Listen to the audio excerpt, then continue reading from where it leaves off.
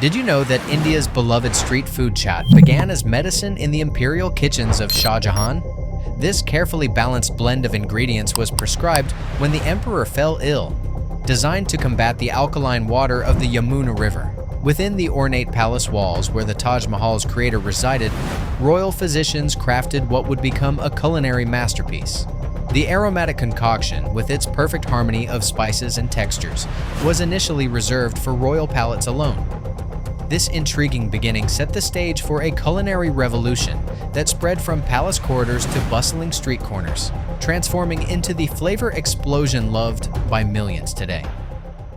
The story starts not in the streets, but in the imperial palace of the Mughal Empire. In the mid-17th century, Emperor Shah Jahan, the visionary behind the Taj Mahal, faced a serious health challenge. The alkaline water of the Yamuna River was causing widespread digestive issues in Delhi, inflaming intestinal tissues and disrupting the body's natural balance. Even the emperor wasn't immune to these effects. The royal physicians found themselves in an urgent predicament. How could they treat the powerful emperor's condition while addressing a problem affecting countless subjects throughout Delhi? The solution needed to be effective yet palatable enough for royal consumption. No simple medicine would suffice for the discerning palate of a Mughal emperor.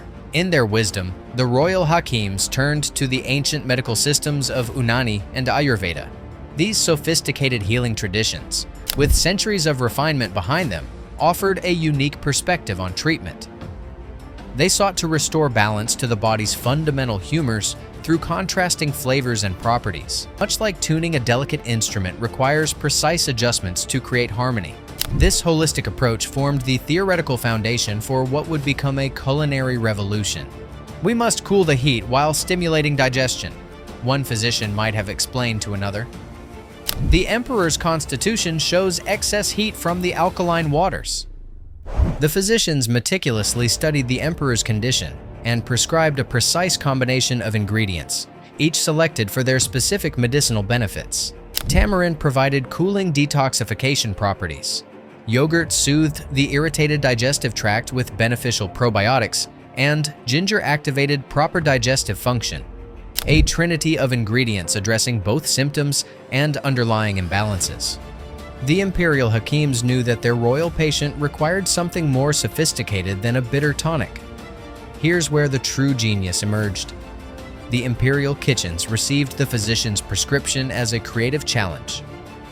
The master chefs were tasked with transforming these medicinal ingredients into something worthy of being served on gold platters.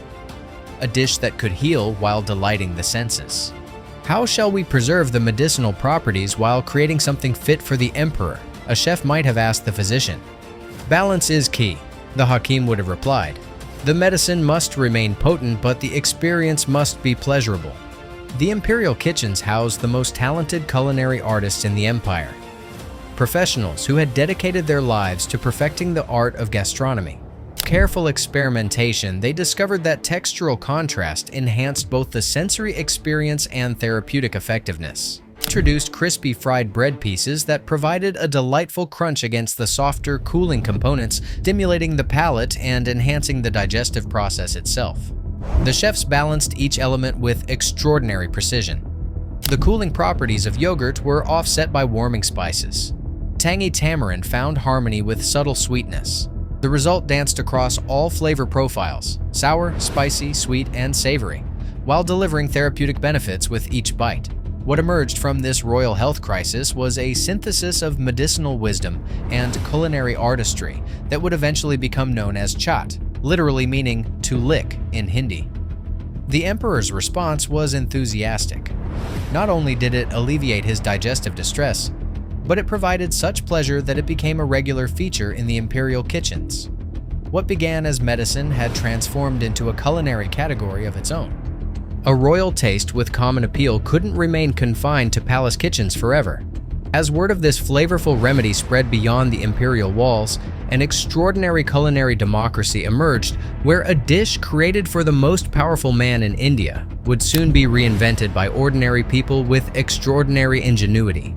The transition from palace to streets occurred organically in cities already steeped in Mughal culture. Delhi, Lucknow, and Varanasi became the first incubators of street chaat. where local vendors transformed the emperor's remedy into public refreshment. This necessity sparked a creative revolution that permanently altered Indian food culture. These early Chaat pioneers were masterful adapters. Without access to imperial ingredients, they turned to local alternatives and discovered that Chaat's essence lay in the perfect harmony of contrasting elements. The balance of sweet, sour, spicy, and crunchy sensations. Like musicians creating variations on a classical composition, they maintained the therapeutic foundation while crafting something both new and accessible.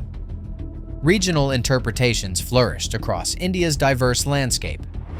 In Delhi's bustling markets, vendors created aloo tikki. Spiced potato patties sizzle on large iron griddles before being topped with cooling yogurt and vibrant chutneys. Third-generation Delhi vendor, working beside the same corner his grandfather claimed, explains his process. The secret is in how you layer the elements. First, the warm tikki, then cold yogurt, then our family's special chutney recipe. Mumbai's Chaat artists developed bel puri against the backdrop of the city's famous beaches. People wanted something they could enjoy while watching the sunset over the Arabian Sea. Shares a veteran vendor from Juhu Beach. The mixture of puffed rice with chopped vegetables and tamarind chutney created a portable delicacy that became synonymous with Mumbai's coastal culture.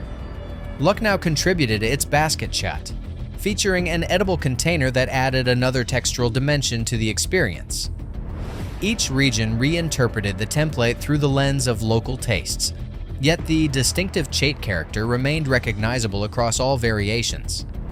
This adaptability became Chaat's greatest strength. The sweet, sour, spicy, crunchy quartet remained the defining feature across all variations, creating a unified culinary language spanning the subcontinent. Remarkably, the health benefits originally intended for the emperor transferred to the public. The digestive spices, probiotic-rich yogurt, and antioxidant ingredients continued providing therapeutic effects. Most consumers were captivated primarily by the flavor. Stalls evolved into vital community hubs where unexpected social connections formed. A baker might stand beside a rickshaw driver at the same stall, both receiving identical care from the vendor who garnished each plate with equal flourish. This accessibility played a crucial role in Chaat's popularity, offering a taste of luxury to anyone with a few coins. Weddings to festivals, Chaat secured its place at various celebrations, cementing its status as a unifying element in Indian society. Shared experience bridging social divides. Vendors prepared Chaat following principles established centuries ago in Shah Jahan's kitchens. A living connection to that pivotal moment when palatial medicine evolved into culinary art. Their deft assembly of ingredients, artistic drizzling of chutneys, and final sprinkle of spices echo those of their predecessors who first democratized this royal creation. Chaat's journey from India's streets to international culinary fame shows how deeply resonant these flavors truly are. Indian expats have carried these beloved snacks to New York, London, and Melbourne, winning devoted followers across cultures. Millions served daily, Chaat ranks among India's top-selling street foods according to the National Restaurant Association, transforming from humble beginnings into an economic force. The evolution continues in fine dining. Leaving Chaat out from the menu is like representing Indian cuisine half-heartedly, explains restaurateur Sahil Sambi. Innovative chefs transform traditional recipes into tortilla crisp Chaat and butter chicken pizza. A royal's remedy has created an enduring culinary legacy worth experiencing firsthand.